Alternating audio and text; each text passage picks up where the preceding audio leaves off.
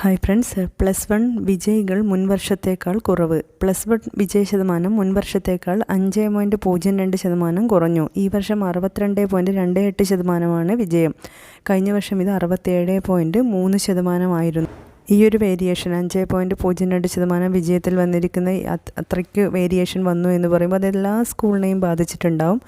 അപ്പോൾ നിങ്ങളുടെ റിസൾട്ട് ഇത്തിരി താഴോട്ടാണെങ്കിൽ, നിങ്ങളുടെ സ്കൂൾ ഇത്തിരി താഴോട്ടാണെങ്കിൽ അതിൽ വിഷമിക്കേണ്ട കാര്യമില്ല. ഇത് കോമൺ ആയിട്ട് വന്നിരിക്കുന്നതാണ്. പക്ഷേ നമ്മൾ ഇനിയും ശ്രമിക്കണം. ഇനി ഇത്തരത്തിലുള്ള ക്വസ്റ്റ്യൻ പേപ്പർ, സ്ട്രക്ചർ, വാലുവേഷൻ രീതി എല്ലാത്തിലും മാറ്റം വന്നിരിക്കുന്നുണ്ട്. ക്വാളിറ്റി ഇമ്പ്രൂവ്മെൻറ്റിൻ്റെ ഭാഗമായി മൊത്തത്തിൽ വന്നിരിക്കുന്ന ഒരു വേരിയേഷനാണ് ഇതെന്ന് മനസ്സിലാക്കുക. അതിൽ തന്നെ എല്ലാ സബ്ജക്റ്റ് വെച്ചും, അതായത് ഈ വർഷം, കഴിഞ്ഞ വർഷം കൊമേഴ്സിന് 69.2 ഉണ്ടായിരുന്നത് ഇപ്രാവശ്യം 59 ഉള്ളൂ. 10% വേരിയേഷനാണ്. ഹ്യൂമാനിറ്റീസ് ഈ വർഷം 50.57, കഴിഞ്ഞ വർഷം ഇത് 57.96 ഉണ്ടായിരുന്നു.